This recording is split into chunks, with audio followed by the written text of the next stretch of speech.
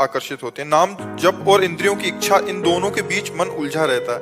कहीं मैं हार ना जाऊं, इस युद्ध में कैसे जीता जाए महाराज जी? लक्ष्य जब तक नहीं बनता तब तक ये समस्या बनी रहती। जैसे आपका लक्ष्य बन जाए 1 अरब रुपया मुझे चाहिए, तो हम 100 रुपया आपको दें तो जलन लगेगी, क्या होना 100 रुपया से, मुझे तो 1 अरब चाहिए। समझ रहे ना? अगर लक्ष्य बन जाए कि मुझे प्रभु की प्राप्ति करनी है, तो किसी भी भोग की तरफ मन जाए, हम थोड़ी जाएंगे। मन जा सकता है, हम नहीं जा सकते। हम न जाए तो मन कुछ बिगाड़ नहीं सकता है, वो शांत हो जाएगा। इसकी इच्छाओं की पूर्ति करते रहोगे तो एक भारी तृष्णा का बोझा लाद करके फिर नरक जाना पड़ेगा, फिर जन्म मरण होगा। हमको एक बार ना करना है, इससे एक बार ना करना है, अच्छे से ना करना है। आप सोचो, मन कहता है शराब पिए, आपने दृढ़ता पूर्वक नियम ले लिया नहीं पिएंगे, कुछ दिन बाद जाना ही बंद कर देता है।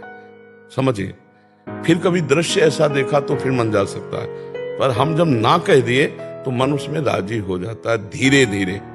तो यम ही न व्यथयन्त्येते पुरुषम पुरुषर्षभ सम दुखा सुखा धीरम स्वअमृतत्वाय कल्पते।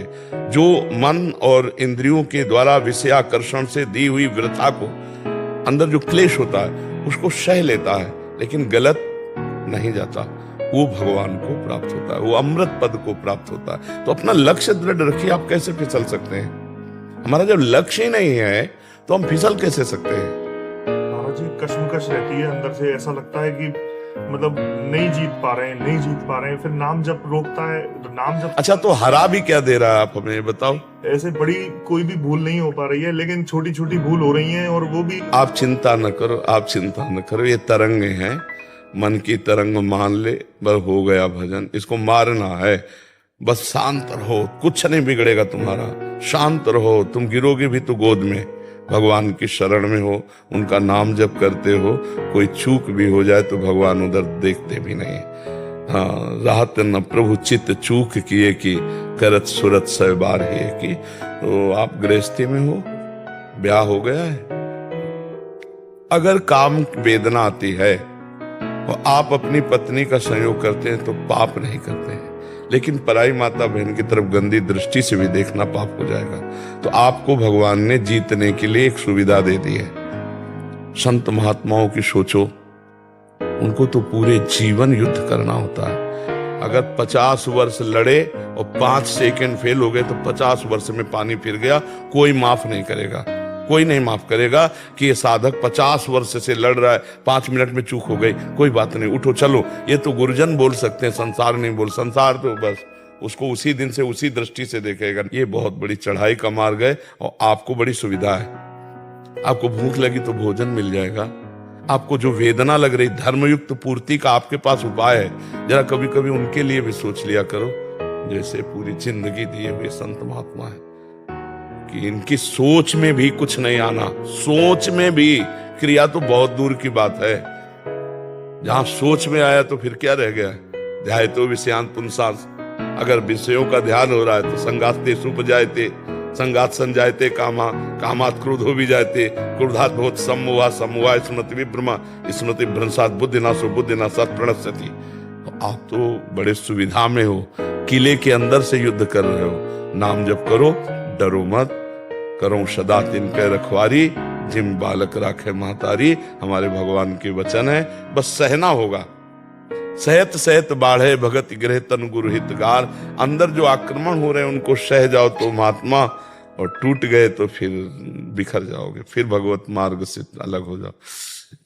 लगभग 18-19 वर्ष की आयु शरीर की होगी, तो ब्रह्मावर्त बिठूर में गंगा किनारे भ्रमण कर रहे थे। तो हमने कई बार सुनाया है, एक शराबी ने हमको बुलाया, नजदीक गए तो देखा शराब पिए हुए, दुर्गंध आ रही।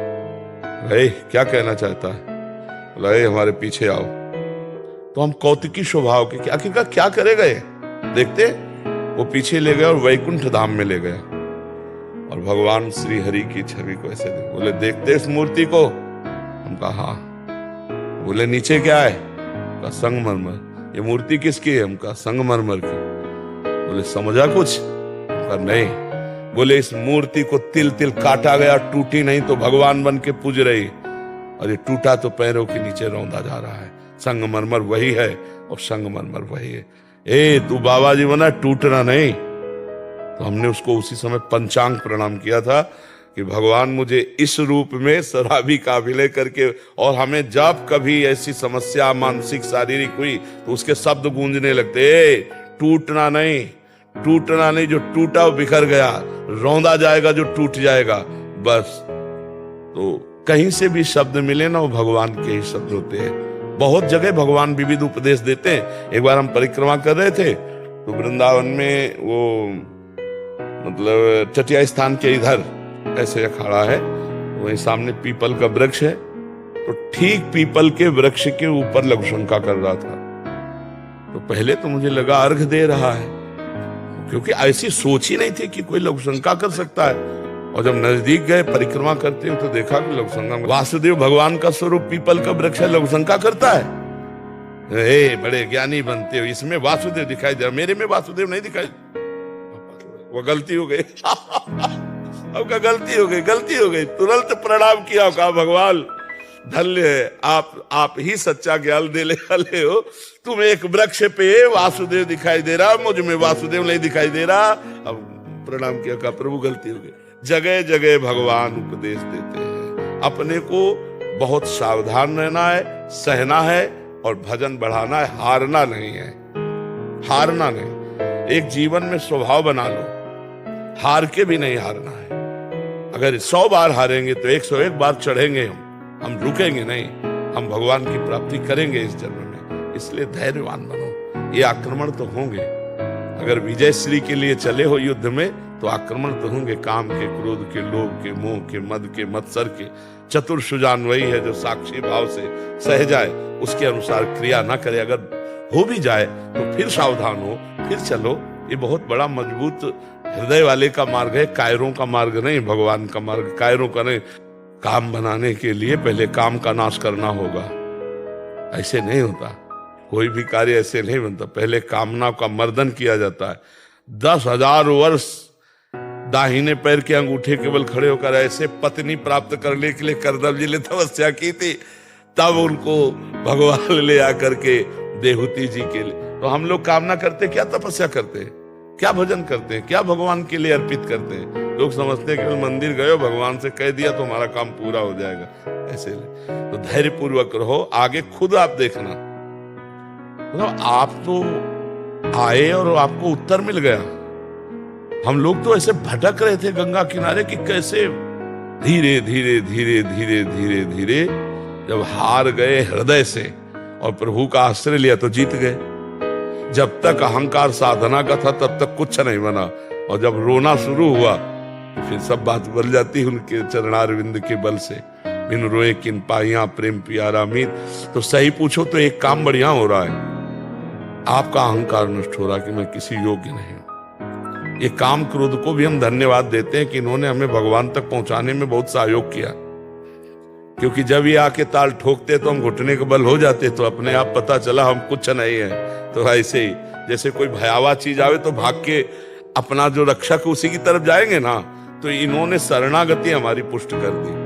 काम क्रोधादि ने हमारी शरणागति पुष्ट कर दी। अगर हम ऐसे देखें तो सामने उधर वो खड़े, तो हमें किधर देखना पड़ेगा, प्रभु की तरफ ही देखना पड़ेगा। तो भागे प्रभु की तरफ, प्रभु बचाओ, तो हमें प्रभु की तरफ भगाने वाले यही तो हुए ला। तो हम इनको भी प्रणाम करते हैं कि ये भी हमारी शरणागति में बड़ा भारी सहयोग किए। ये हमने ऐसा अनुभव किया कि ये लोग हमारे अहंकार का नाश करके भगवान की तरफ दौड़ाते हैं। यहाँ खड़ा मत रहे, दौड़, क्योंकि आग है ये, तो शीतलता तो भगवान के चरणों में, तो उधर भागाने का काम ये किए। तो इसलिए बहुत धैर्य पूर्वक चलो। अब जो भी हो रहा है मंगल ही होगा, अमंगल नहीं हो सकता। बिल्कुल आप आनंद पूर्वक रहिए, खूब नाम जप कीजिए, थोड़ा सहनशील बनिए।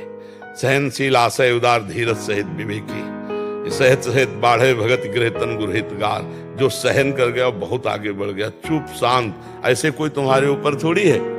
आप जब व्यक्त करोगे तभी है, आप जब अनुमति दोगे मन को तभी वो कुछ कर पाएगा, नहीं कुछ नहीं कर पाएगा। वो केवल जलाता रहता है। वो प्रमथन स्वभाव की इंद्रियां, प्रमथन स्वभाव का मन है, साधक को जलाता रहता। साधक सोचता है ये काय को जलन जलें, भोग भोग लें। और भगवान कहते त्यागात शांति अनंतरम, भोगों का